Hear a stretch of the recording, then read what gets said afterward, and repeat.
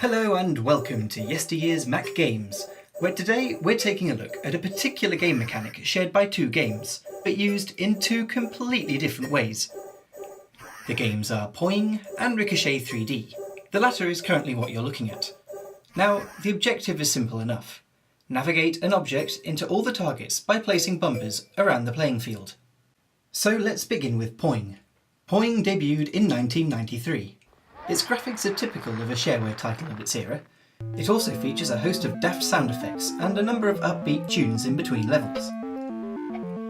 This game is the faster paced of the two, and it easily places within the arcade genre. The objects that you influence differ depending on the level.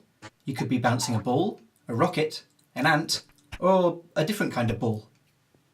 Poing is a race against time.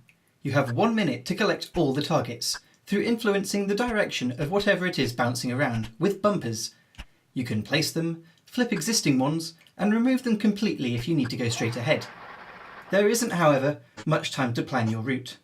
Your object pelts around like a dog who's just heard the doorbell, thumping into whatever it finds, and the more bumpers placed on the playing field, the harder it is to figure out where the object is going to end up. It is the simplest of control schemes, it is the most complicated of control schemes. Yes, there are only 3 buttons, but with 4 possible directions to hit each bumper, you are essentially trying to remember 8 different commands. So getting the wrong bumper down is an inevitability. Getting one wrong has the nasty habit of breaking your concentration, leading to a string of mistakes and plenty of time down the plug hole. Navigating into a trap is another way to suck, and if you're feeling particularly inept, getting caught up in an endless ring can waste vast amounts of vital time. In my view, Poing's longevity is limited. There are 50 levels, but aside from using different themes, the only thing that really changes is the number of targets to collect, and maybe the placement of additional traps. It's unlikely to command enough attention for numerous games in the same sitting. It's fast, frantic, and frustrating, and despite controlling like Ricochet, it's definitely a completely different beast. Interestingly, Semicolon's software website is still up, so you can grab the game file from there. It's also worth noting, Poing lets you create your own levels, although the README paints this feature as more of a pattern drawing tool. Ricochet 3D in comparison is much slower and significantly more complex in terms of level design. You're not racing a clock, and there's no scoreboard, so no need to do anything brash. Sit back, take some time to survey the level before you start, and drink in the sober puzzle atmosphere. Or make tunes on the main menu.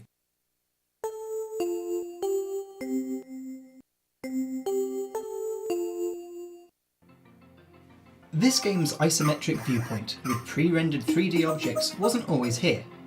The original 1996 incarnation was top-down and very much 2D, just like Poing. Level design is very similar between the two versions, although the speed of the runner is faster by default in the older game.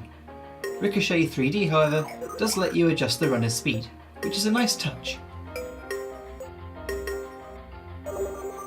The puzzling nature of Ricochet results in all sorts of hazards and effects littering the play area, so it is a relief that the runner doesn't hurtle around quite as fast as Poing. Ricochet has hazards that can result in your destruction, and trial and error is a big part of learning what it is you need to do. Certain levels will need numerous attempts to complete. In this example, the discs toggle invisibility, so among this nook of what are essentially landmines, you will need to navigate around without knowing exactly where you are. Getting the bumpers wrong doesn't really help either.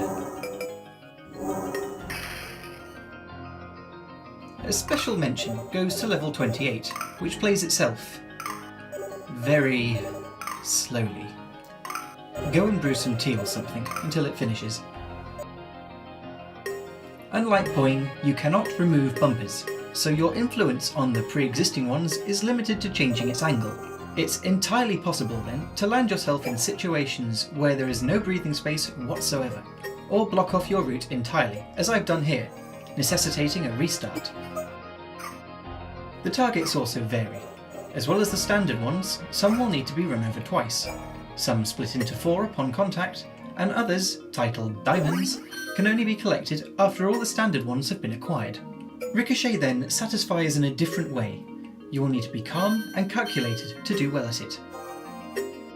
Think of Poing as the hyperactive child bouncing off the walls having eaten too much sugar. Ricochet, in comparison, would be more of a trained trampolinist. Naturally, it's the more technically advanced of the two games, but with all the complexity, it could be argued that a bit of intensity is also lost. It's quite exhilarating to scrape through a level of Poing with seconds left on the clock, particularly on those rare occasions where you've managed to get all the right bumpers down, and honestly, I can't emphasise this enough. Doing this right under stress is a genuine achievement. Both games will run on colour-capable Macs, although those with a lower-powered 68K processor will be limited to the 2D version of Ricochet. You're not going to get the 3D running on an LC2.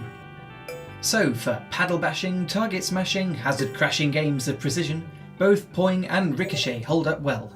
All of these are acquirable at the Macintosh Garden and Macintosh repository, and should definitely be tried, particularly if you think they look easy. You'll be surprised. If you're taking a trip down memory lane, rediscovering some old Mac games, you might be interested in some of my other videos.